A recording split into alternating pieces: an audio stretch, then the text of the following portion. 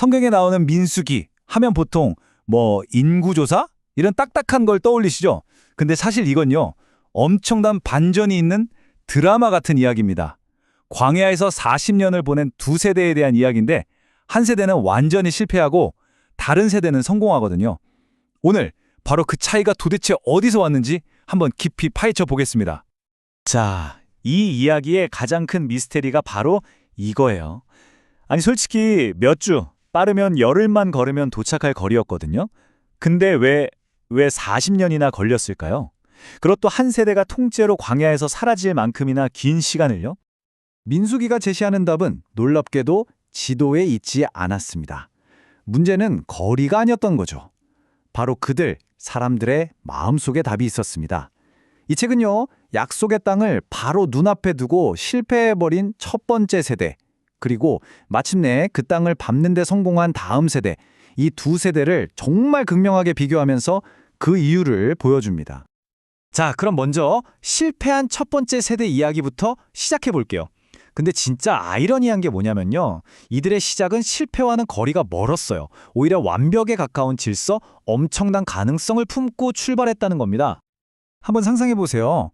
이들이 광야로 첫 발을 떼기도 전이에요. 그런데 이미 수십만 명이 사는 그 진영이 완벽한 구조를 갖추고 있었다는 겁니다. 이건 그냥 텐트 몇 개 쳐놓은 캠프가 아니었어요. 말 그대로 그들의 목적과 신념을 고스란히 보여주는 하나의 거대한 움직이는 도시였던 거죠. 자, 이 진영 구조를 보면 정말 흥미로운 게 있어요. 이게 그냥 편의상 이렇게 배치한 게 절대 아니라는 겁니다. 이 구조 자체가 신과의 관계를 눈에 보이게 물리적으로 표현한 거였어요. 가장 중심에 성막이 있고 그걸 중심으로 질서정연하게, 바로 이 거룩한 질서가 그들의 출발점이었던 거죠. 그런데 말이죠. 이렇게 완벽한 질서, 매일같이 기적처럼 주어지는 양식, 모든 게 완벽해 보였는데 균열이 생기기 시작합니다. 아주 사소한 곳에서부터요. 바로 그들의 마음이 감사 대신 불평으로 채워지기 시작한 거죠.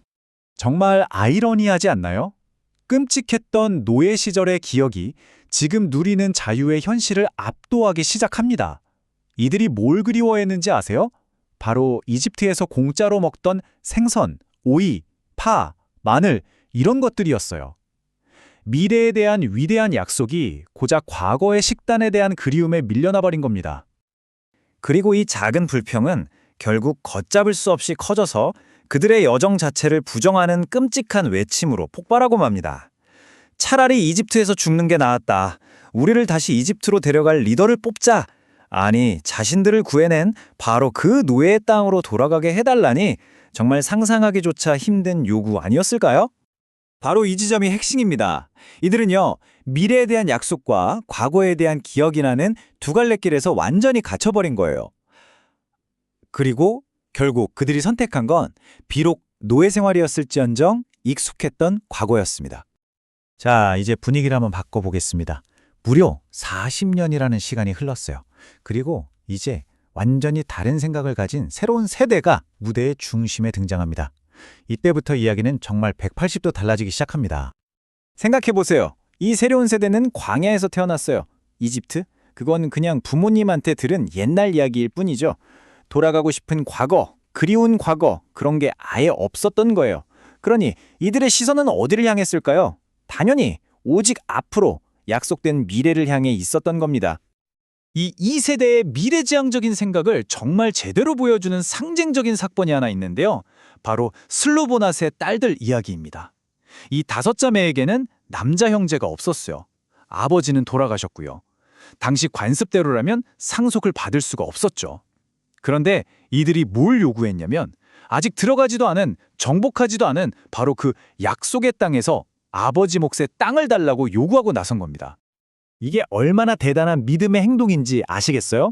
1세대가 과거의 오이와 마늘을 그리워하며 주저앉아 있을 바로 그 시간에 2세대는 아직 보지도 못한 미래의 땅에 자신들의 집을 짓고 밭을 갈 구체적인 계획, 청사진을 그리고 있었던 겁니다. 정말 엄청난 차이죠. 자, 이 표를 보시면 두 세대의 운명이 왜 그렇게 갈렸는지 한눈에 들어옵니다. 초점부터 다르죠?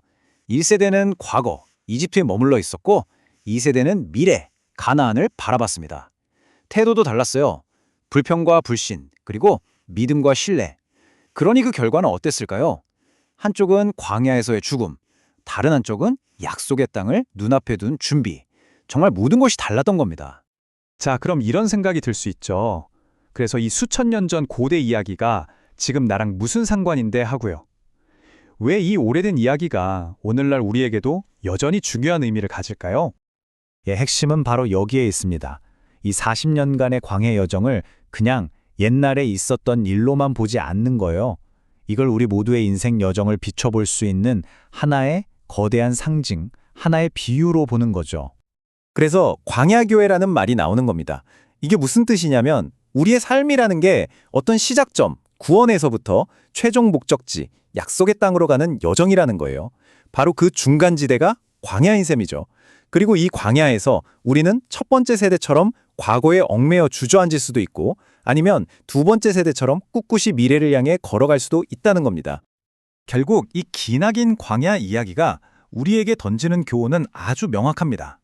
먼저 당신의 시선이 어디를 향하는지가 당신의 방향을 결정한다는 것. 과거인가? 미래인가? 그리고 어려운 시기를 어떻게 보내는지를 보면 그 사람의 진짜 믿음이 드러난다는 거죠. 또 현재에 감사할 줄 아는 것이 약속된 미래로 가는 열쇠가 되고요. 마지막으로 진짜 믿음이란 아직 눈에 보이지 않는 미래를 믿고 오늘 구체적으로 계획하는 행동이라는 겁니다. 결국 이 민수기라는 고대의 이야기는요. 오늘 우리 앞에 거울을 하나 놓아주는 것과 같습니다. 그리고 우리에게 이렇게 묻는 거죠.